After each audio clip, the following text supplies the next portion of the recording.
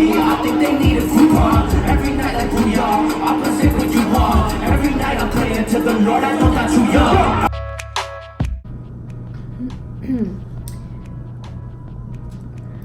Oh my god.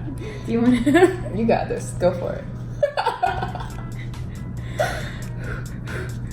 Okay, I got this. Hi. Hi everyone. Hi everyone, my name is Brittany and this is Diana. Hello. And it was our first time at Kcon today. We're just gonna do a little mini mukbang with Tim Tams and we're gonna attempt to do the Tim Tam Slam.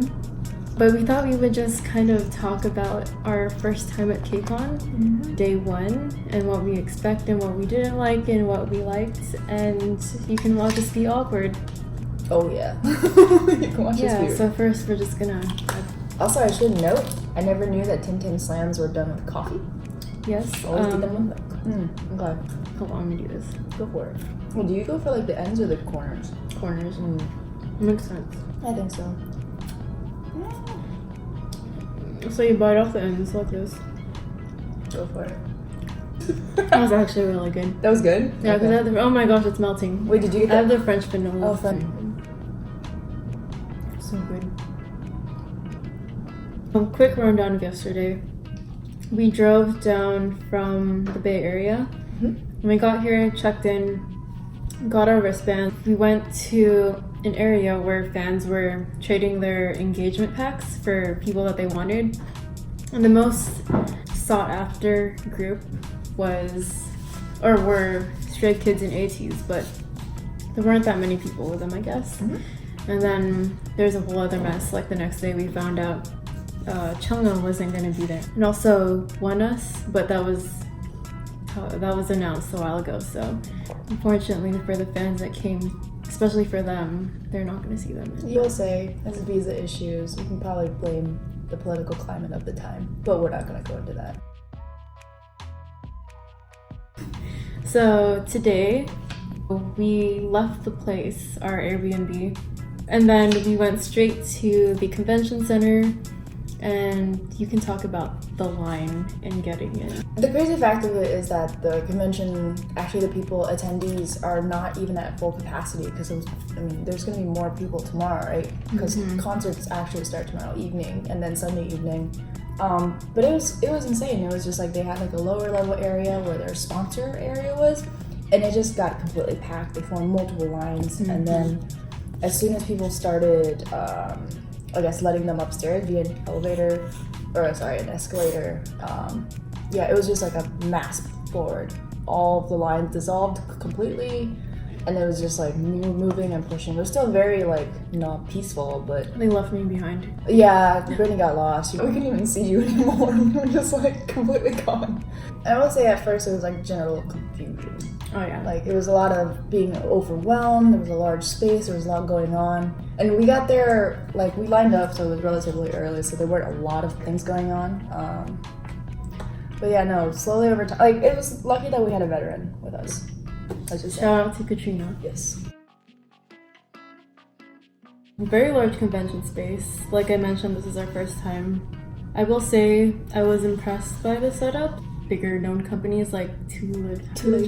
Yeah, they had like an actual like setup where it was like a mini store of its own. So that was cool. Yeah, I think it was just like walking around in awe, just soaking up like how it was organized. Guys, I'm devouring these Tim Tams. They're good. Good. Yeah, but we initially just did like a walk around. Like we were very well aware that there was a lot of booths where you can get free stuff. But it was kind of nice because you just walk in and they have like a welcome area with like a bunch of like picture booths, merchandise, and then it kind of shifted into K-beauty, and then there was a main Kcon stage, all the way to more, I guess, like K-pop goods, and then a food area, which is really The nice. best area. Yeah. So for a lot of the booths, in exchange for free stuff, so that could be like samples or Korean products like food, they were of course trying to plug their social media. So for example, they'd ask you to follow, so you'd have to show them, or you'd have to post a photo of you on Instagram and hashtag and we didn't want to do any of that. But we did do like the following on Instagram. I felt really bad though, because I literally like followed them, showed them, and then it's like immediately unfollowed. Yeah, there's also like surveys. Oh no. So those are pretty easy, but there are some places with longer lines, and we opted not to go for them. But for the most part, I think it's very much worth going around the whole convention area and checking it out. The, I guess, merchandise area, they had a mix of course, albums and a lot of posters and merchandise. So they had music choice there, but they also had vendors like that weren't really directly K-pop related. So it was like, we got these stickers of like Shiba Inu butts. Hey. Yeah, there's like artsy goods. They had like earrings and so apparel. Like Core Limited there, so like Korean influenced streetwear. Didn't really know what to expect at all. It was really nice because they did have a diversity in terms of like the performers that were on stage. I think the most craziest thing that we saw was the Kcon dance battle. That was insane. I don't know, it was like hundreds of people just like, they were just like in ready positions as soon as the countdown started. As soon as there was any recognition song, there was a mad sprint to the center, and then everyone was just, they danced pretty well. Super coordinated. That was pretty cool. What was the app called that they were advertising? Amazer. Oh yeah, it's Mazer because it's amazing. Yeah.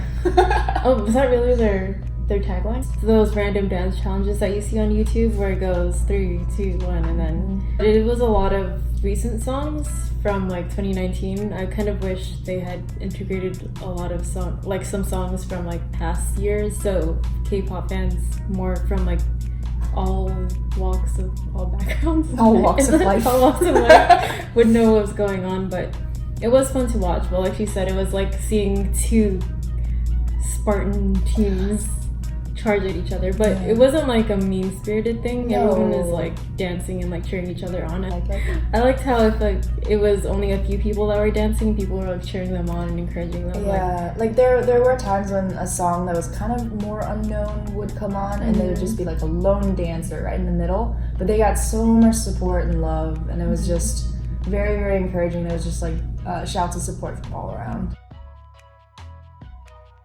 Food area, I don't think I took advantage of it. There was a lot of, once again, it's like you can sign up, you can get free samples. But I will say the main food area was actually outside. But basically, like inside, they had a lot of their main sponsors having booths. So McDonald's was a huge one, Tous Les Jours. There was a little BB-Go, Kung Fu, Malona, Malona, yeah. Oh my god, they also had like a Korean food booth that was just like. They had Madame Cows. And I didn't get it. I just got a cup of ramen. It's okay. If you're worried about going hungry and like spending a lot of money, if you're really like strapped for cash, you could definitely just keep going back there and you'd be full. Honestly, I think we plan on going back there tomorrow. We saw Ronald McDonald though. That was cool. I want to see the clip. I saw Ronald McDonald Oppa. I followed. Yeah. No, you should have seen it. It was hilarious. So like I was in line, and then she saw Ronald McDonald and got like way overexcited, and then was trying to take a picture from afar. So she was kind of like doing like the little scoot thing, like over and over, closer and closer. She was just like scooting awkwardly and just like trying to take a picture. Of Ronald McDonald. Notice me. But like he looked very accurately, like it was a very good cosplay. It was also just Asian Ronald McDonald. Oh, you could tell that he was, they're well-known, like she said, established places. So it's worth going there because you can try out what they have to offer. But she mentioned the agriculture and food. Yeah, so their official government group. With that, you didn't have to do anything. You just spun the thing. You got a free Korean treat, which I think is very smart. That was really good. Oh yeah, the street food area, definitely check that out. One of our most points that we were most excited to go see is these cheese hot dogs, which unfortunately they sold out of by the time we got there. Because dude, we went a long time without food today. But it was nice because I still found sundae, which is like a very big, it's super scarce. It was really good, and then you got some kimbap. Kimbap. One thing that I really, really enjoyed and didn't actually know was going to happen are these panels, though.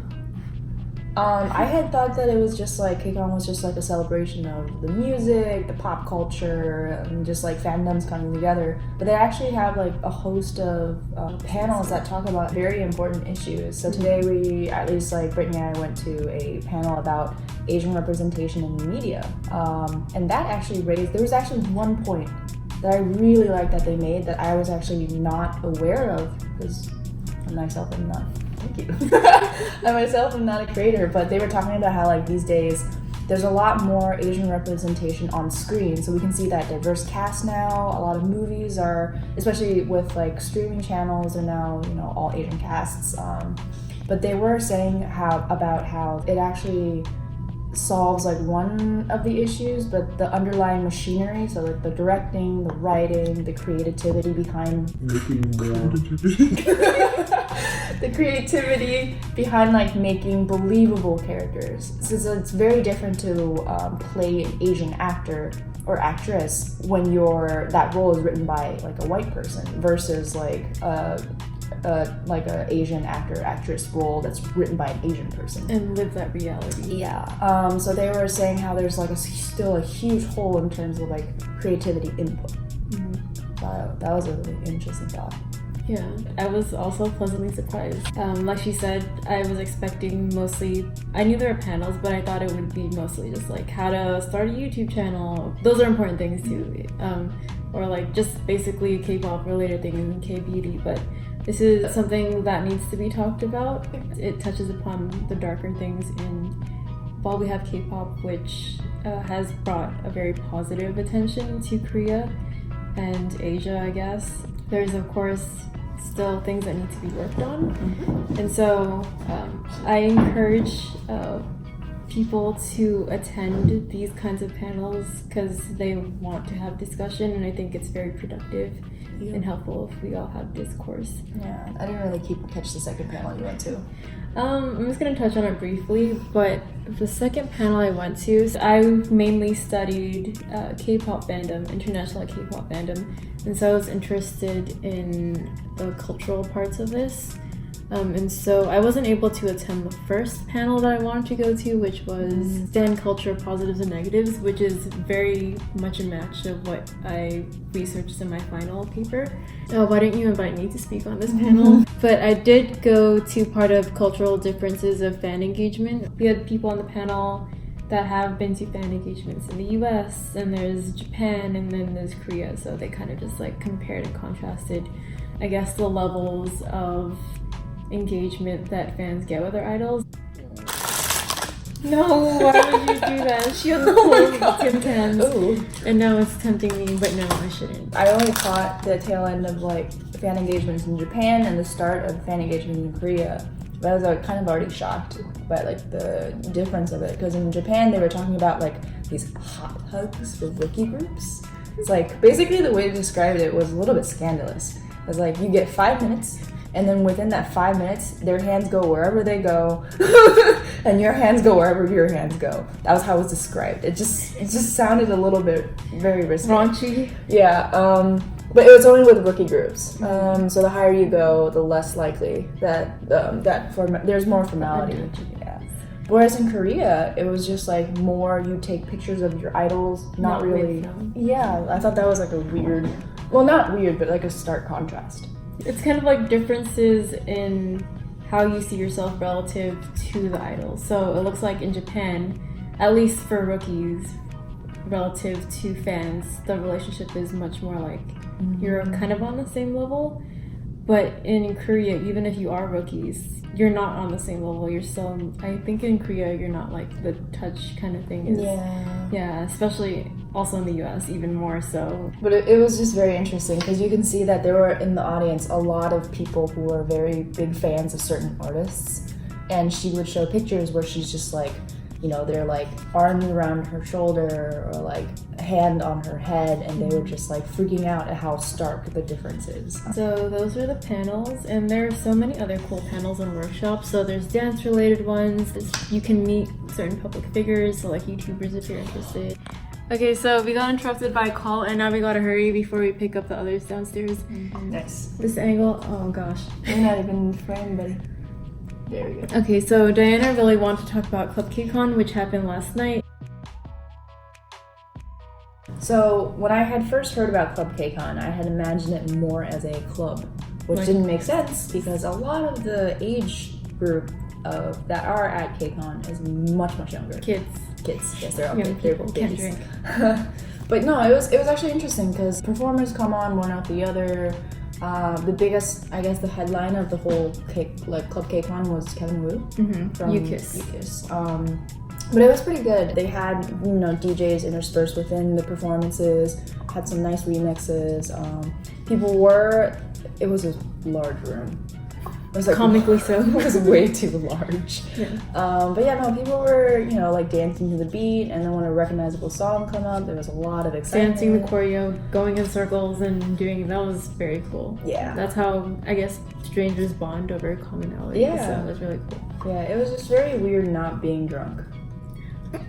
Because we had KBBQ right before, and it was great, rolled the soul. But I was not allowed to have any soju. Soju was there. Soju was there. Soju was there. Dude, she was amazing. She was. Holy she was crap. hosting. By the end of it, though, I don't know if she actually drank because it seemed like She seemed pretty tipsy. but she was fun. Yeah. She was she kept the crowd's energy up. It's like, I'm trying not to curse. Yeah. Bitch. We had Bombing Tiger, which very cool. But yeah, I guess Klub Kcon is pretty much just, I think Katrina described this perfectly, kind of like your local talent show, but not to downgrade the talent. You had it's a really cool lineup. Like, for example, there was dancers that we missed, YouTube dancers. June Carry-On was there. He did some two songs, I think. Brittany already mentioned it, but Bombing Tiger, they were great. The main guy with the green hair, oh my god. So much energy. Honestly, it was a good way to kick off Kcon. Yeah. It wasn't too wild, but it gave you a taste of the kind of energy that you would get.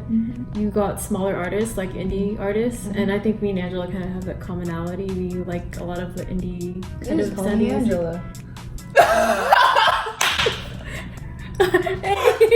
Diana and I have a commonality where we like indie music and acoustic and softer music. So I think what's really cool about the smaller stages that you see at Kcon, the main stage, is that you get smaller artists. And so if anything, Klub Kcon, it was $20, right? 15.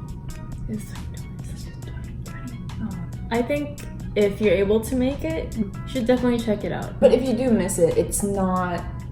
I don't know, I still enjoyed it though. It's not a big miss, but I still enjoyed it. You should definitely drink a little bit before going. Yeah, because it is kind of like a club environment in a way, because the lights are dim, you have, depending on the DJ, there's graphics. It's fun. So fun. That will be the end of it.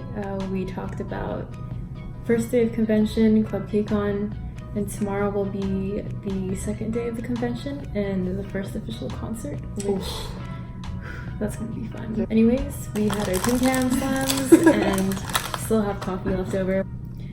Ooh, this is gonna be as awkward as the intro. Go for it. So if you like this video, make sure to like, subscribe, and comment. I'm Brittany.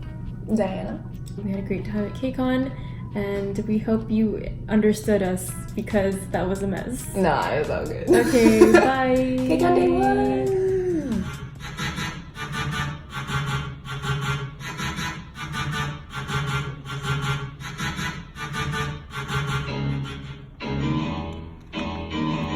Piano comes in now, and like I say, that had the Latin feel, and then with this piano, we tried to make it a little bit sort of so you're going to start with the bone.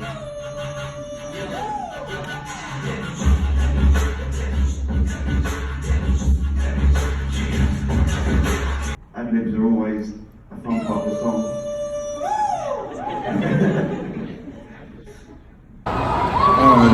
안녕하세요, n.flying. Let's give a big welcome to n.flying. n.flying 이번 Kcon에 와셔서 기분이 어떠세요?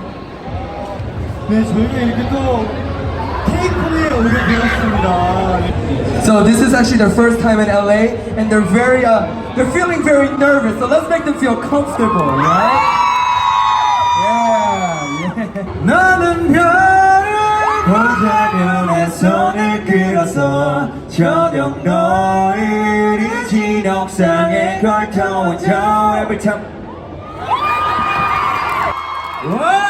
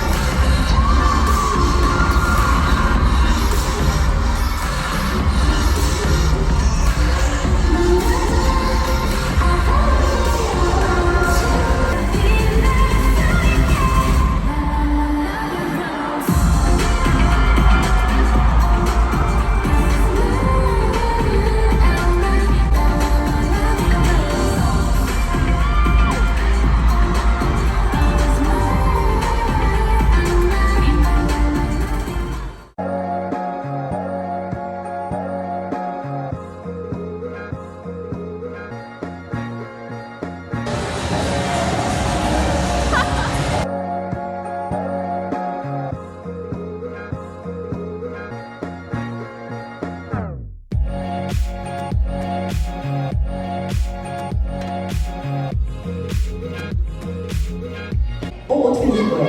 예. 7개 맞추시면은 저희가 선물을 드리거든요. 그래서 열심히 맞춰주시길 바래요.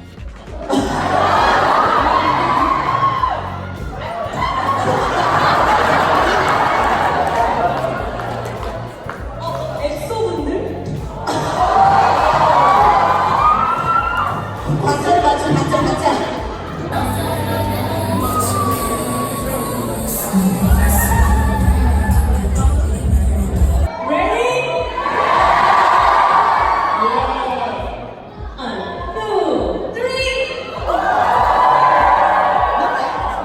자, everybody heart.